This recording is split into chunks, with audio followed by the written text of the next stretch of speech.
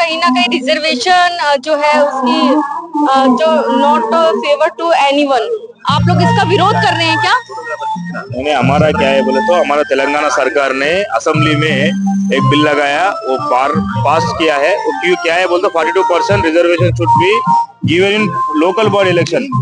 वो बिल ने president of India को भेजा है।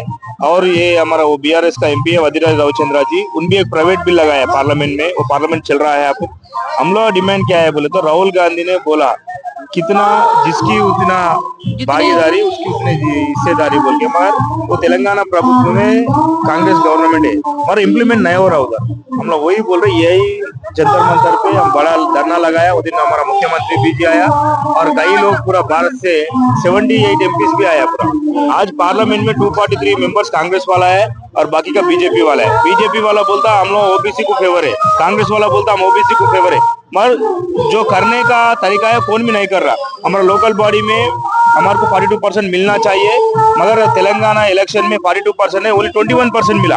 उससे पहले तो भी 24% था। आज हमारा 3-4% कम हुआ। हम लोग क्या बोल रहे बोले तो ईडब्ल्यूएस बिल है 10%, वो किसको भी नहीं पूछा, कौन सा भी क्या सेंसस नहीं किया और 50% सीलिंग का विरुद्ध से वो 10% लाया। जब पार्लियामेंट में सवरण 13 सवरण करके लाया ना, फिर ओबीसी लोगों के लिए क्यों नहीं कर रहे आप? पार्लियामेंट में हमारे के लिए और एक सवरण करके हमारा 60% पॉपुलेशन है, हमारे 46% तो भी रिजर्वेशन मिलना ना। हमारे एम्प्लॉयमेंट में नहीं है, एजुकेशन में नहीं है, लोकल बॉडीज में नहीं है, असेंबली में नहीं है, पार्लियामेंट में नहीं है। और महिला बिल ला रहा उसमें भी ओबीसी महिलाओं को क्या बोलते हैं उसमें हिस्सा ही नहीं है। इसलिए हम मोदी जी से विनती कर रहा है और राहुल से भी बोल रहा है, हमारा जो जितना आदमी है उसका उतना रिजर्वेशन मिलना चाहिए। आप कैसा 103 सवरण करके वो ईडब्ल्यूएस को दिया, हमारा ओबीसी लोगों को भी पैसा दियो। पहले एजुकेशन, एम्प्लॉयमेंट और पॉलिटिकल में हमारा हिस्सा हमारे को मिलना चाहिए। नाम आपका? Vikram Gaur, OBC student association national president. आप कहाँ से आए हैं, क्या डिमांड? हम आंध्र प्रदेश आया, आंध्र प्रदेश तेलंगाना आंध्र प्रदेश से दो राष्ट्र से आया। हम बीसी कम्युनिटी बीसी धरना बोल के इधर आया। बीसी धरना बोले तो आज एक ही चल रहा। आज बीसी प्रधानमंत्री है हमारा देश में। ఈ రోజు బీసీ ప్రధానమంత్రి ఉండడం వల్ల బీసీలు ప్రతి ఒక్కరు కూడా ఈ రోజు బీసీ ప్రధానమంత్రి ఉండడం, బీసీలకు న్యాయం జరుగుతుంది అని చెప్పేసి ఈ రోజు ప్రతి బీసీ బిడ్డ కూడా ఎదురు చూస్తున్నారు। ఈ రోజు ప్రధానమంత్రి నరేంద్ర మోడీ గారికి మా విజ్ఞప్తి ఒకటే, అయ్యా మీరు 2014 నుంచి అధికారంలోకి వచ్చినాక ఈ రోజు రాష్ట్రం చాలా అభివృద్ధి చెందుతుంది। ఎన్నో దేశాలు మన దేశాన్ని చూసి ఎంతో గర్వంగా ఉన్నాయి। ప్రతి భారతీయ పౌరుడు కూడా మా భారతదేశము అభివృద్ధి చెందుతుంది ఎంతో గర్వంగా ఈ రోజు చెప్పుకుంటున్నారు। అది కాక పక్క దేశాలు కూడా మన దేశాన్ని చూసి మీరు అధికారంలోకి వచ్చినప్పటి నుంచి భయపడే పరిస్థితులు, పక్క దేశాలు కూడా భయపడే పరిస్థితులు ఈ రోజు వచ్చినాయి। ఈ రోజు దేశం మీరు వచ్చిన నుంచి కూడా దినదిన అభివృద్ధి చెందుతుంది కనుక మీరు బీసీలకు కానీ 42% రిజర్వేషన్ కానీ ఇస్తే మీరు చిరస్థాయిగా బీసీల గుండెల్లో ఉండిపోతారని ఈ రోజు ప్రధానమంత్రి గారికి ఈ రోజు మేము విజ్ఞప్తి చేస్తున్నాము। కనుక అన్ని పార్టీలు కూడా ఈ రోజు నేషనల్ పార్టీలు, స్వతంత్ర పార్టీలు, రీజనల్ పార్టీలు నాయకులు కూడా మేము విజ్ఞప్తి చేస్తున్నాం। బీసీ రిజర్వేషన్ గురించి ప్రతి ఒక్కరు కూడా సహకరించండి, బీసీలకు మేలు జరిగే విధంగా చేయండి। ఈ రోజు బీసీలు ఈ రోజు ప్రతి పార్టీ కూడా పనిచేసేది బీసీలు ఓట్ల వల్ల ఈ రోజు ప్రతి ఒక్కరు కూడా అధికారంలోకి, అన్ని పార్టీలు కూడా అధికారంలోకి వచ్చి అధికారం చెలాయిస్తున్నాయి కనుక ప్రతి ఒక్కరు కూడా బీసీలకు సపోర్ట్ చేయాలని మా విజ్ఞప్తి। Thank you. What is your demands? చెప్పండి। ఓబీసీ దీనికి సంబంధించి ఆమె అడుగుతుంది, మనం ఎందుకు వచ్చామని అడుగుతుంది। చెప్పండి ఇప్పుడు ఈరోజు భారతదేశంలో జరుగుతున్న ఏదైతే ఏపీ తెలంగాణ బీసీ కులగణన మీద ఈరోజు హలో బీసీ చెలో ఢిల్లీ అనే కార్యక్రమం మీద జాతీయ అధ్యక్షులు జాజుల శ్రీనివాస్ గౌడ్, అలాగే రాష్ట్ర అధ్యక్షులు కేసరి శంకరరావు గారి ఆధ్వర్యంలో మరి ఇవాళ ఢిల్లీలో జంతర్ మంతర్ దగ్గర ధర్నా జరగడం జరిగింది।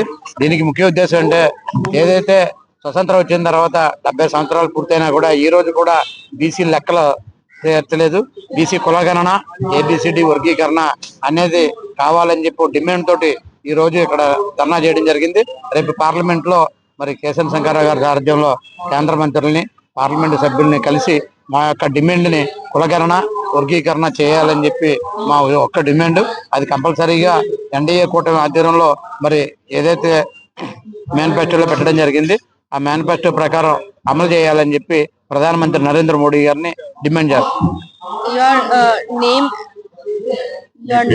నా పేరు వర్తనపల్లి కాశీ, పశ్చిమ గోదావరి జిల్లా బీసీ సంక్షేమ సంఘం అధ్యక్షుడు. सर क्या सर ने तो अपने जो भी है लैंग्वेज में बताया, लेकिन आप हमें बताइए कि आप लोग इतने सालों से ये धरना कर रहे हैं, इस बार भी आप लोग आए हैं, सरकार को क्या लगता है क्यों नहीं सुन रही? क्या किसी के दबाव में है या फिर जानबूझ के सरकार करना नहीं चाह रही है? क्या है सर? एक्चुअली ओबीसी का इसी देश में परसेंटेज है मोर देन 50%. बिल्कुल सर। मोर देन 50% लोगों को वो पावर का सीट दिया तो वो रूल करने का किसका फायदा नहीं मिलता था. ये लोग ओबीसी ज्यादा रहते हैं ना, 50% यही लोग है, 85%। वही हो जाएगा. और एससी इसको हटाने का ओसी का ज्यादा नहीं मिलते था. ये देश का राज्य करने का मौका ओबीसी को मिलेगा, इसीलिए वो देने के लिए मना कर रहा है. मतलब ये लगता है कि भाई अगर ओबीसी वाले जो है वो अगर राजनीति में अच्छे अच्छे पदों पर बैठ गए तो कहीं ना कहीं सरकार जो और हैं कैटेगरीज उनको नुकसान होगा, आप ये कहना चाह रहे हैं?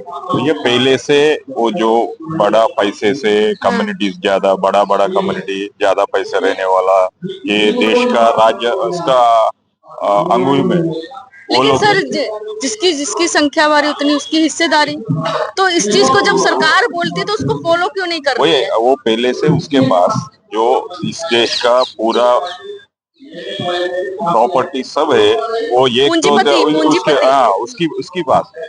इसीलिए जो वोट चोरी करना, नहीं तो वोट को परचेज करना, नहीं तो किसी को क्या तो दे के ऐसा सब लोगों को ओबीसी को उसका साथ में जो पावर है और पैसे है इसके साथ वो उसको सीट नहीं मिल रहा है. सर आप कह रहे 50% जो है आबादी है, तो 50% आबादी अपने हकों के लिए अब कहाँ तक जाएगी सर? क्योंकि आप लोग धरना कर चुके हैं, कई बार कर चुके हैं, अब आप लोगों का क्या प्लान है आगे का? वही कर रहा है. पहले इधर तेलंगाना में, बिहार में कास्ट सेंसस हुआ था, वो आंध्रा में भी कास्ट सेंसस का कोशिश है.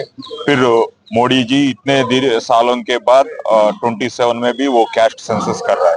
वो कास्ट सेंसस करने के बाद हम कितना है हमको उतना चाहिए, ये हमारा डिमांड है. पहले डॉक्यूमेंटरली हमको हमारा हिस्सा नहीं है, इसीलिए जो कास्ट सेंसस होने तक हमने वेट कर रहे हैं. वो पता चलने के बाद जो हमने इसका बारे में डिमांड ज्यादा करने का, और कितना लोग है हम कितना है हमको उतना रिजर्वेशन, वो सोशली एजुकेशनली रिजर्वेशन और सभी असेंबली एमपी पूरा 50% हमारा हिसाब से मांगने का है, डिमांड कर रहा है. आपका पूरा नाम sir? Nagamalleswara, OBC state general secretary, Andhra Pradesh. लिया तेलुगु में बात